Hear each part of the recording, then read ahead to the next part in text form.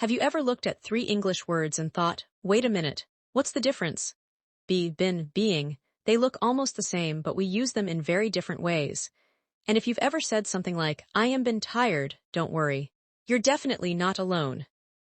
Yeah, I've heard learners make mistakes with these words all the time, and honestly, I get why. They all come from the same verb, but they don't work the same way. Exactly. So today, we're going to make be, been, and being really simple. We'll use easy examples, everyday American English, common mistakes, and some practice at the end. Sounds good, and please keep it simple because these three words can get confusing pretty fast. Don't worry, we've got you. By the end of this lesson, you'll know exactly when to use be, been, and being. Let's start with the easiest one, be. Be is the basic form of the verb. We use be in several situations, but let's start with a very simple idea. We often use be after words like will, can, should, want to, need to, and have to. Okay, so can you give me a few examples? Sure, you can say, I will be there tomorrow. She will be busy tonight. You should be careful. I want to be a doctor, and we need to be ready. I see, so after will, we use be, we don't say, I will, there. Exactly, we say, I will be there. Here's an easy way to remember it. When another word comes before it and requires the basic form, use be. So if I say, I want a happy, the answer is be. You should be careful. We will late. We will be late. Okay, that actually makes sense. Good, now let's put be into a real-life conversation. Imagine your friend is having a party tomorrow. You might say, I'll be there. Right, that's very natural. Exactly, and if your friend asks, will you be there at 7? You can say, yeah, I'll be there. So I'll be is just I will be. That's right, in everyday American English, we often use the contraction I'll. So I will be there becomes I'll be there. There's another very common situation. We use be after to when to is part of an infinitive. For example, I want to be successful. So we say want to be, not want to am. Exactly, I want to be better at English. She wants to be a teacher. They want to be more confident. What about need to? Same idea, I need to be more careful. You need to be ready. We need to be there by 8. So here's another little shortcut. Want to be, need to be, have to be, and going to be. Perfect, and here's one more very common example. I'm going to be late. Oh, that's super common. It is, I'm going to be late. She's going to be busy. They're going to be here soon. So if I say I'm going to be tired after work, that's correct. Yep, that's completely natural. Now let's move to been. This is where things get a little more interesting. Yeah, been is the one that really confuses people. I know, but here's a simple way to think about it. Been is the past participle of be. We commonly use been with have, has, or had. So I might say I have been. Exactly, I have been tired. She has been busy. They have been helpful. Okay, so we don't say I have been tired. Correct, we say, I have been tired. And we don't say I am been tired. Right, that's a very common mistake. I am been tired is incorrect. Say, I have been tired. Why do we need have? Because in this structure, have, has, or it helps us form the perfect tense. You don't need to memorize a complicated grammar definition right now. Just remember this useful pattern, have, has, or had plus been. So I have been, she has been, they have been. There's another really useful way we use been. We can use have been when talking about experiences, especially places we've visited. Like I've been to New York. Exactly, I've been to New York. I've been to California. She's been to Chicago. So if I say I've been to Los Angeles, it means I visited Los Angeles at some point. That's right. And what about I've been in Los Angeles for 3 days? Good question. That's a little different. I've been to Los Angeles focuses on the experience of visiting the place. I've been in Los Angeles for 3 days focuses on how long you've been there. Oh, that's a useful difference. It really is. Compare these two. I've been to New York. You visited New York. I've been in New York for a week. You're talking about the time you've spent there. Got it. Been to is often about experience, while been in can focus on being in a place for a period of time. We also use been when something started in the past and continues, or has a connection to the present.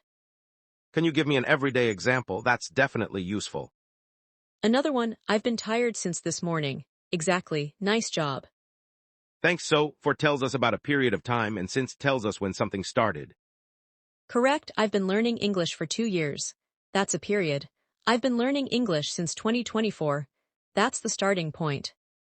So if someone asks, how long have you been learning English? I can say, I've been learning English for 3 years. Absolutely, that's a very natural answer. Now let's talk about being. Being is the ing form of be. Okay, so this one is connected to actions or situations happening around a particular time. Exactly. One common use is when we talk about someone's behavior. For example, you're being very quiet today. So being quiet describes behavior right now. Yes, compare these two sentences. You are quiet, and you are being quiet. The first one sounds more like a general description, while the second one sounds like what you're doing right now. Exactly. If I normally talk a lot, but today I'm very quiet, you might say, you're being quiet today. What about you're being rude? That's another great example. You're being rude means your behavior right now is rude. So it doesn't necessarily mean I'm a rude person all the time. Right, it can describe temporary behavior. Let's compare be and being because this is where learners often get mixed up. Okay, I'm ready. Look at this sentence. I want to be helpful. That's a goal or intention. Exactly, now listen to this. I'm being helpful.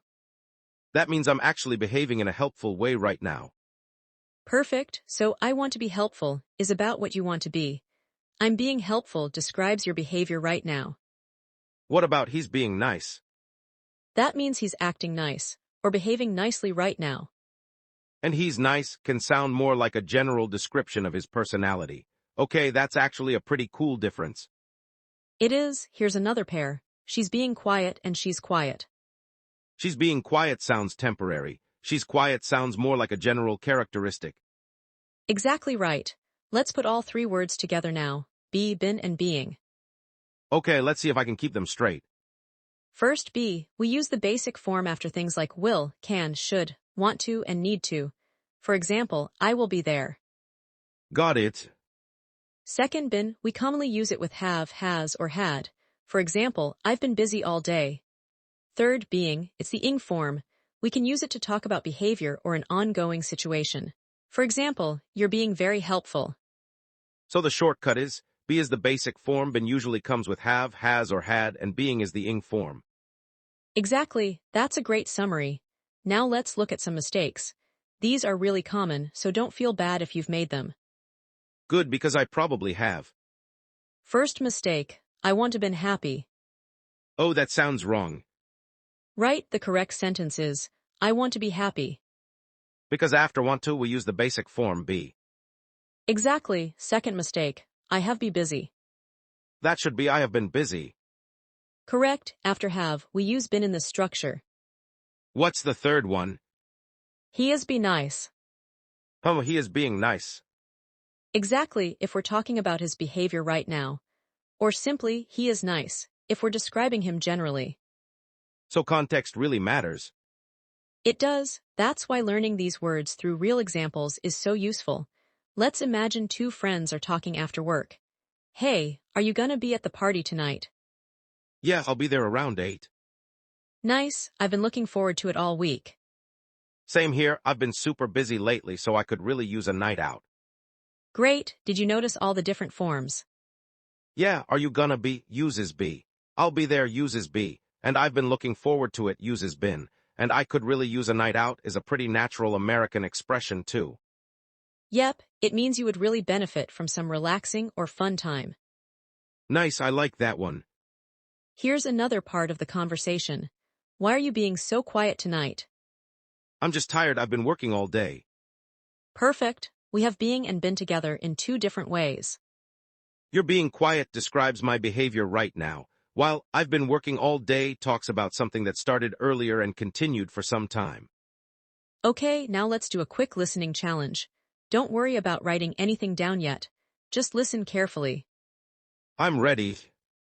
I've been really busy this week, but I'm going to be free tomorrow. So if you're being serious about getting coffee, let me know. Okay, I heard all three. Good, can you find them? I've been really busy, that's been, I'm going to be free, that's be, and if you're being serious, that's being. Exactly, That's the pattern I want you to notice. And honestly, hearing them in a real conversation makes them easier to understand. That's the whole idea. Don't just memorize the words. Listen to how people actually use them. Okay, now it's your turn. I'll give you a sentence with a missing word. Choose be, been, or being. Let's do it. Number 1, I want to a better speaker. Number 2, I've learning English for 3 years. Number 3, why are you so quiet? Number 4, we will there at 6. That's right. Number 5, she's to New York 3 times. Number 6, he's really helpful today. Let's make it a little harder. I'm going to give you 3 sentences. Listen carefully and think about why each word is different. Okay, bring it on. I want to be successful. I've been successful. I'm being successful. The first one is about a goal. The second one talks about something connected to my experience. But the third one sounds like my behavior or situation at the moment. Very good. The exact meaning can depend on context, but you've got the basic idea. So I shouldn't just memorize one translation for each word. Exactly. Learn the pattern and pay attention to the words around it. Here's a simple memory trick before we finish. I like memory tricks. Think of it this way. Be is the basic form. Been usually works with have, has, or had. Being is the ing form. Be, been, being. Write and remember these 3 examples. I want to be happy. I've been happy. I'm being nice. That makes the difference much easier to see. Good, and don't worry if you don't remember everything immediately. The more you hear and use these words, the more natural they become. Let's quickly review. First, use be after words and structures like will, can, should, want to, and need to. For example, I will be there. Second, use been commonly with have, has, or had. For example, I've been busy all day.